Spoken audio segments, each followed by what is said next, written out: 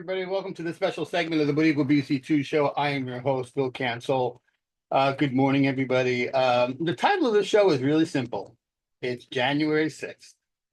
I should actually have a little subtitle that says that it's January 6th. I'm done.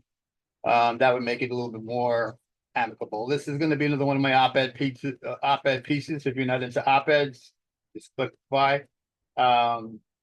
But this is really my opinion of what I see happening, my concerns, and ultimately it's a vent session, right? I need to get some stuff out because I'm just disgusted about what I'm saying. So how do you stop a criminal from changing the crime that they committed? One of the ways you stop that is by having this massive campaign of lies and actions to disprove the credibility of the crime actually taking place. So what does this have to do with January 6th? Donald Trump knows that he's responsible for January 6th, and I will go to the grave saying that. So he has spent many, many years trying to get out of that mess, okay? And we know that. There's factual evidence to support that. When he wasn't president of the United States, he delayed all his court trials regarding that. Things got tied up, things got delayed, and so on and so forth. So he wouldn't have to stay on trial for any of that, right? While hundreds, if not thousands, of felons were arrested and convicted and sentenced. That created a massive problem for Donald Trump, because he could not say in one hand that he was not responsible for January 6th, but yet have all these people with due process, I might add, arrested, indicted, tried, convicted, and sentenced. Because the link is there. You wouldn't do this to all these people and sentence them for prison if this guy wasn't the guy responsible for it, so the link is made. How do you break that link? You constantly disprove that it actually happened. We saw, and when Trump realized he was in the shitter on this one, that's what he started to do. All of a sudden, he started to change the attitude and the opinion of the story to say, these were patriots fighting for my stolen election.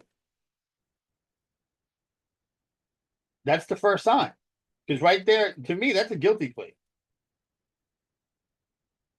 So if you start spinning it in such a way where people have to question what actually happened, you're minimizing the criminality. Then what does he do? He comes into office and he pardons them all. I wasn't surprised. I was completely not surprised. Shocked, but I wasn't surprised. Because it feeds into that same dynamic of minimizing the crime. Because now, remember I just said there was a link between convicts and Trump. Now if they're all pardoned, it implies innocence. And if you don't have people convicted and in prison, you have no crime. Now take this a step further now. Yesterday with Ashley Babbitt. We've all seen the video of the last few moments of Ashley Babbitt's life. We've all seen it. I saw January 6th live on television. I was working from home. I had the news TV on. I was watching it unfold, bawling my eyes out, watching as to what I was saying, screaming at the television like millions of other Americans were doing. Ashley Babbitt knew what she was doing. The last few seconds of her life were documented, videotaped, on film.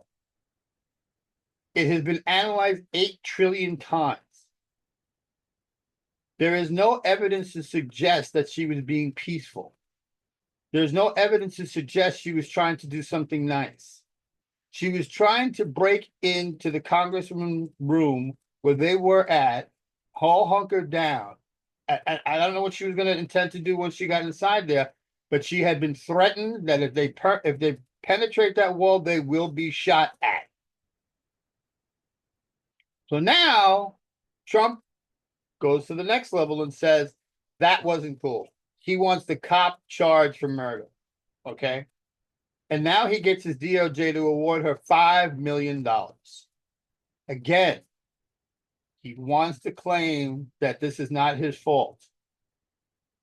Bring down and continue to push down the actual crime so people stop believing it was a crime. So this brings me to 2 points.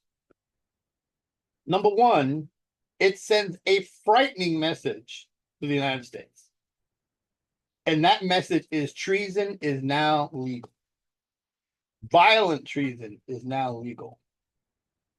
And what scares me is that, we always say the radical right, they're the crazy ones with the guns and so on. Bullshit. We have radical leftists on our side. This kind of stuff is going to percolate in people's heads to the point they're going to start taking actions into their own hands because they're going to think treason is legal. Why? Because of everything I just discussed. If they can get away with it, if they can get pardoned by it, if they can get $5 million, well, goddamn shit, I'm going to go ahead and do the same thing. That's not what we want to be.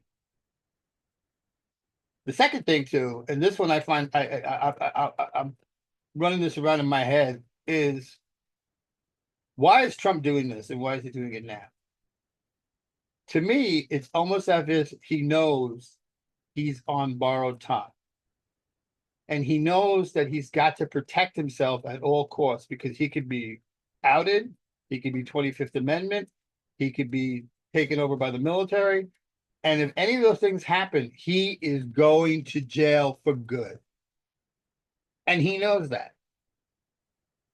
So again, if he tries to change the conversation into people thinking that he was innocent all along, it could be a little bit tougher for them to prosecute it. I don't think that's true, but he thinks it's.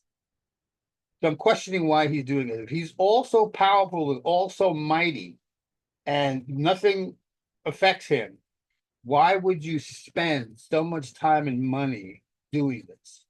Because you know you would. So just think about what I had to say today. That's all I'm asking. Leave me comments. I'd love to hear what people have to think about this. But I'm done with January 6th. I saw it. I know what I saw. You don't sit there and give credit to the people who caused it. You don't sit there and pay $5 million to a woman who was shot. And I'm sorry she was shot, who tried to do it. Because it means treason is legal. And that's really bad for this country. Really bad. Have a great day, everybody. We'll see you all tomorrow on the morning show. Take care.